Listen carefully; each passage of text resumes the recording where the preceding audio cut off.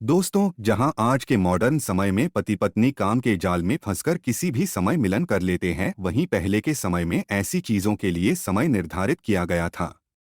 इसके पीछे भी बहुत बड़ा और खास कारण है। दरअसल अगर कोई अपनी इंद्रियों पर कंट्रोल न करके किसी भी समय मिलन करता है तो इसका बहुत खतरनाक खामियाजा भुगतना पड़ता है। इससे जुड़ा एक जीता जागता प्रमाण हमें विष्णु पुराण की एक कथा में भी मिलता है। दरअसल एक बार की बात है, दक्ष पुत्री दिति ने काम के वश में आकर अपने पति मारीचीनंदन कश्यप जी से प्रेम करने के लिए कहा, लेकिन उस समय ऋषि कश्यप शाम की पूजा की तैयारी में लगे हुए थे। ऐसा माना जाता था कि शाम के समय ये सब करना शुभ नहीं होता और ऋषि कश्यप भी इस बात से अच्छी तरह से परिचित थे।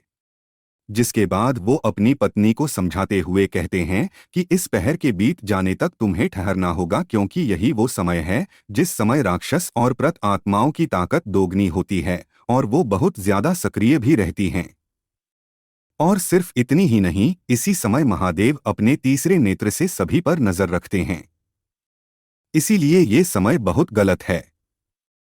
वहीं जो भी पिशाच वाली हरक शाम के समय करता, उसको नरक में कई खतरनाक यातनाओं से गुजरना पड़ता है। इतना समझाने के बाद भी दिति के कान में जूं तक नहीं रेंगा, क्योंकि वो पूरी तरह से काम के वश में थी। जिसके बाद कश्यप जी ने एक बार फिर से उनको इसके बाद के परिणाम के बारे में समझाया, लेकिन दिति कहाँ भला किसी की सुनने वाली थी। मजबूरी में आकर ऋषि कश्यप को अपनी पत्नी की जिद पूरी करनी पड़ी। लेकिन फिर जब दिति एकांत में बैठी और उन्होंने अपनी जिद और कार्य के बारे में सोचा तो वो बहुत लज्जित हो गईं।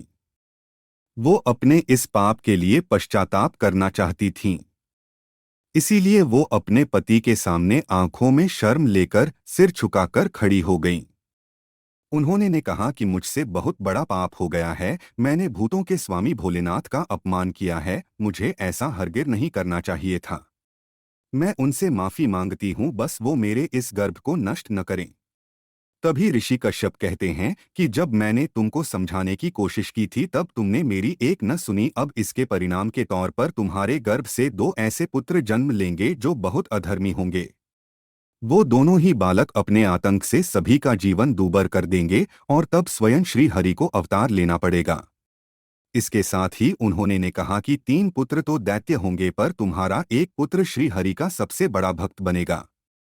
अपने पति के मुंह से ऐसी बातें सुनकर उसे आशंका होने लगी कि कहीं देवताओं के कष्ट का कारण जाने अनजाने कहीं उसके पुत्र न बन जाएं। इसी डर के चलते उसने गर्भ में पल रहे बच्चों को 100 सालों तक गर्भ में ही रखने का फैसला किया। लेकिन उसके बावजूद उसके गर्भ में पल रहे इन दोनों संतानों का प्रभाव सभी दिशाओं में दिखने लगा, जिसे देखकर सभी देवता घबरा गए और ब्रह्मा जी के पास पहुंचे और उनसे इसे समस्या के इलाज के लिए प्रार्थना करने लगे। सभी देवताओं की इस बात को सुनकर ब्रह्मा जी ने सभी को बताया कि एक बार श्री विष्णु के पार्षदों जय और विजय ने अनजाने में आकर मुनियों को बैकुंठ धाम के अंदर जाने से रोक दिया, जिससे क्रोधित होकर उन्होंने दोनों पार्षदों को श्राप दिया कि वो दोनों ही अपने पद का त्याग कर पाप से भरी योनि में जन्म लेंगे। इसके साथ ही ब्रह्मा जी ने ये भी बताया कि इस समय दिति के गर्भ में पल रहे बच्चे वही दोनों दैत्य हैं।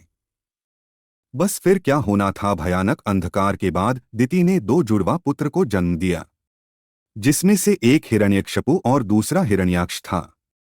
दोस्तों, सिर्फ यही नहीं, जन्म लेते ही दोनों एक बड़े से पहाड़ की तरह विशाल हो गए, जिसके बाद दोनों ही आदि दैत्य के नाम से जाने जाने लगे।